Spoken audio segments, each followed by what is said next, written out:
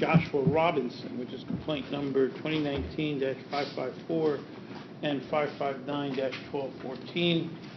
We have appearance of counsel. Your Honor, good afternoon. Being decide for the state, and again for the record, one of the victim's brothers and some members of the church were here this morning, and we advised them that they could leave, that we would update them as to what happened.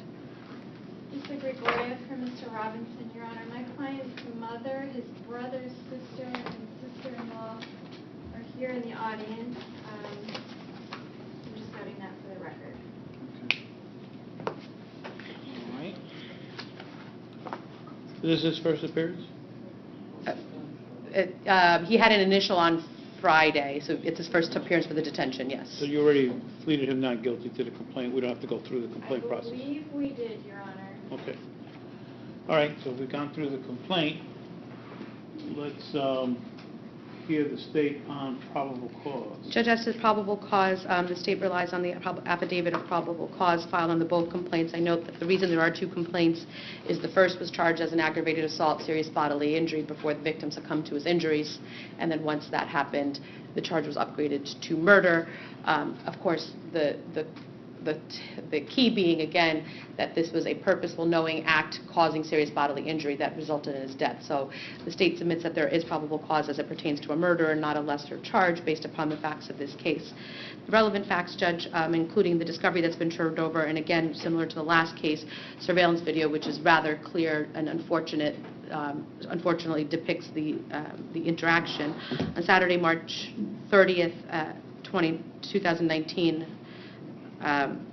police are dispatched to 258 George Street, which is the 7-Eleven just down the street from us here, just less than 2 blocks away, that there's an individual on the road unresponsive. Officers arrive and find the victim, Robert Reilly, breathing and unresponsive with significant trauma to the back of his head and bleeding from the back of his head. Witnesses originally indicate that 2 black males were involved in a verbal altercation. They then saw one of the individuals strike Mr. Reilly, causing him to fall to the ground. And then they observed a female leave the area with them. Officers were able to retrieve not only video, but to locate the female, a Talisha Robinson, who is on the video. She identified herself as being at that location, identified her brother, this defendant, Joshua Robinson, and her husband, James Lyles, as being the individuals that were there. She acknowledged that there was a verbal altercation that turned physical, which she tried to break it up, and she did acknowledge as well that she believed both struck him once. What you see on the video, Judge, from a camera across the street, and there is no doubt that it appears that the victim was engaged in a verbal altercation, but that verbal argument very quickly became physical. You will then observe what appears to be the co-defendant first throw a punch. It's unclear whether he actually connects or not, but then you see this defendant throw a punch, which causes Mr. Reilly to go from the sidewalk, it looks like it's on the sidewalk, onto the ground, hitting his head, and it is the head trauma which ultimately killed him. Immediately after Mr. Reilly hits the ground, you then see the co-defendant go by, and appears to be that he stomps on his head as he's running past the scene. I should note that when Mr. Lyles was found, he did admit to being in the altercation, but indicated he didn't make contact. Again, the video speaks for itself, so to speak. So as to probable cause, Judge, it's clear that the actions of these 2 individuals, even if it is what we would refer to as a one-punch type case, certainly their actions were purposeful and knowing. Certainly this defendant's actions were purposeful and knowing, and it does in fact establish probable cause for both charges that are currently charged. All right. You're ready to hear from you on probable cause? Yes, Your Honor. In this case, there's just not enough evidence to make out the charge of murder against Mr. Robinson. I think there are going to be real issues here with culpability and also with causation. I know that we don't have the medicals yet, but what this was a heated verbal argument that turned physical. What you see is the co-defendant throwing the first punch. My client is seen on the video, again, throwing the punch.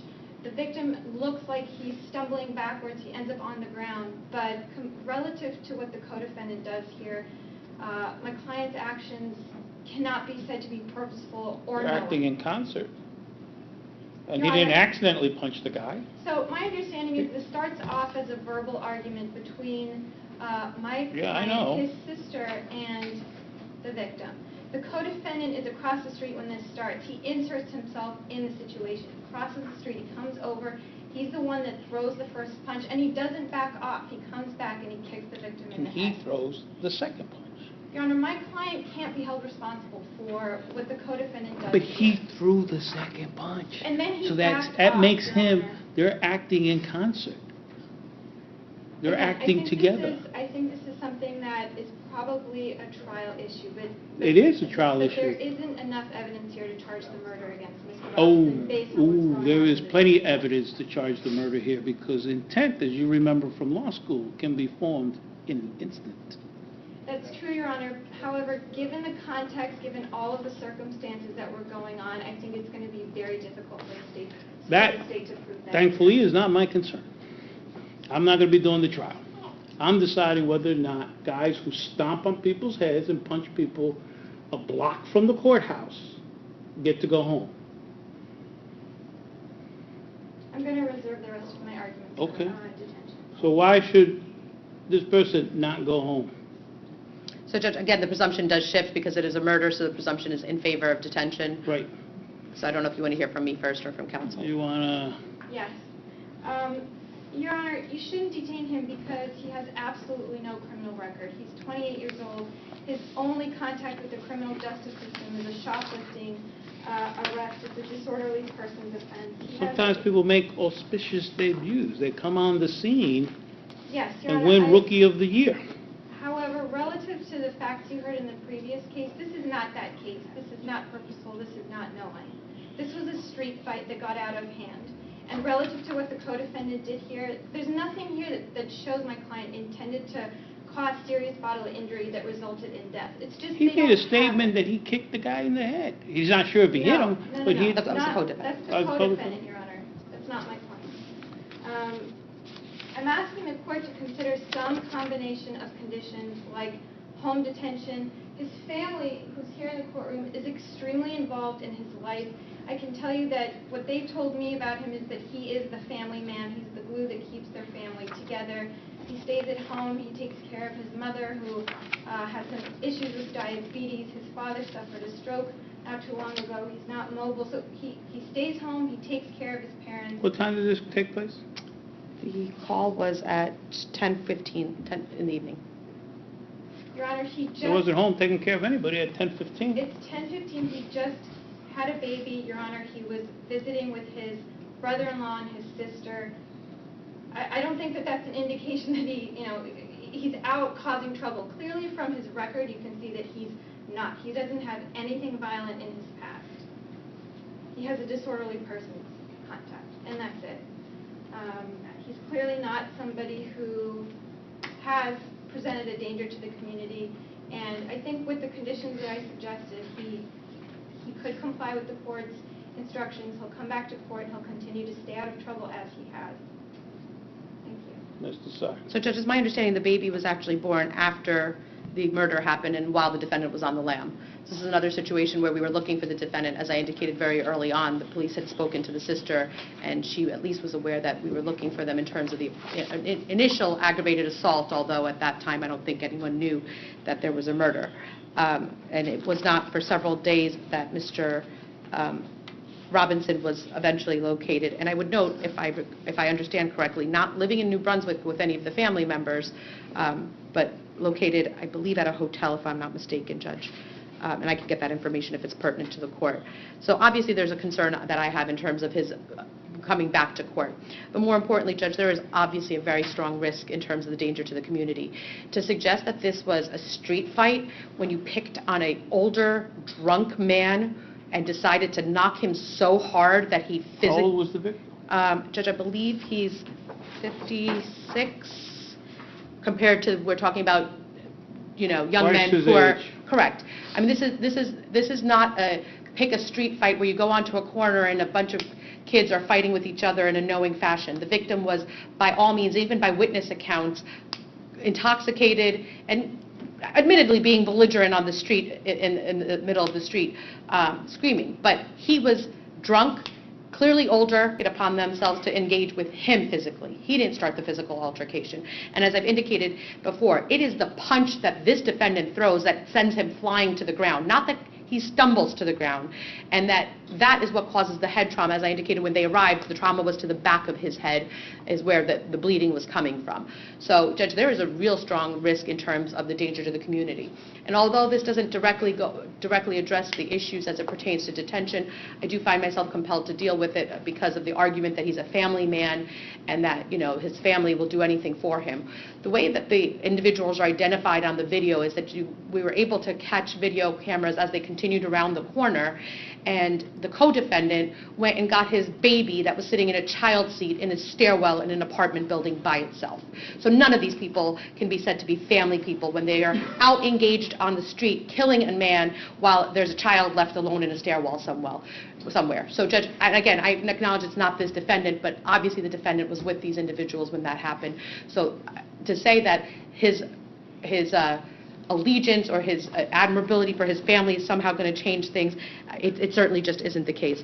Judge, I don't believe that given the nature of this, and frankly, this is almost scarier than another situation where it's a stranger, I mean, not a stranger situation, where it's something that's provoked where there might be an argument that this is unlikely to reoccur. There is no reason that this man should be dead at this point but for the actions of this defendant, and that's the worst kind of danger to the community. So I do submit that there are no conditions, monetary or otherwise, or combination of conditions that would protect the community and again assure this defendant's appearance. I am asking that he be detained. Your Honor, just briefly, so 2 days go between the incident when Mr. Robinson is arrested, and in that time he's visiting his family in Plainview, New Jersey. He is not running from the police. In fact, when he gets a phone call from the police and understands that they want to talk to him, he comes in, he turns himself in. That's how he ended up arrested. So he's not by any means trying to avoid responsibility for what happened. I think it's too early for the people to claim so strenuously that the death is as a result of Mr. Robinson's actions, particularly since All I need is probable cause. I just want to note it for the record, Your Honor, again, because I think there is a distinction between the actions of the co-defendant here and Mr. Robinson's actions. I think you have to. They're not independent actors. They're acting in concert. I think that They're that has responsible to be for each other's established. actions. That has to be established. But right now, there's probable cause for that because they both attacked the old guy. Your Honor, what the facts show is that the co-defendant inserted himself. Mr. Robinson didn't know what the co-defendant was going to do. He didn't know that the co-defendant was going to throw punches. He certainly didn't know that the co-defendant was going to step in and stomp this man's head. People are getting ahead of themselves when they say that Mr. Robinson's punch is what caused the death. We don't know that yet. That's a fact. But we do know that the co-defendant stomped him on the head. Mr. Robinson's family is here today, regardless of what his co-defendant did after the incident with regard to his own baby. That doesn't say anything about the fact It doesn't. his family walked in here today to support him. They've been And that's here very admirable. all day. That's very admirable. We can't have old men getting stomped on the streets of New Brunswick. Caught on videotape, so the strength of the government's case is strong. He landed a punch, unprovoked, based on the evidence here. This is not a self-defense situation. Based on the evidence that appears, this man was twice this defendant's age, was intoxicated, punches the man, knocks him down, he hits his head. As you know, the famous thin skull case. You're responsible for what you set in motion. Once his fist leaves his control and connects against another person, he's responsible for the consequences that result from that punch. So, there's a presumption for detention. The PSA recommends detention. The court finds that there are no conditions or combination of conditions that will assure the safety of the community. And so Mr. Robinson will be detained at this time. Mr. Robinson. Mr. Robinson. Yes, sir. I want to give you some instructions. So the state has to move to indict you within 90 days of your arrest, has to be ready to go to trial within 180 days after your arraignment. You have a right to appeal my decision and convince another judge that I acted improperly in detaining you, but you must file that motion within 7 days of today. Do you understand that? When is his next court appearance? The next court hearing is April 29th, before Judge Ray. All right, April 29th before Judge Ray.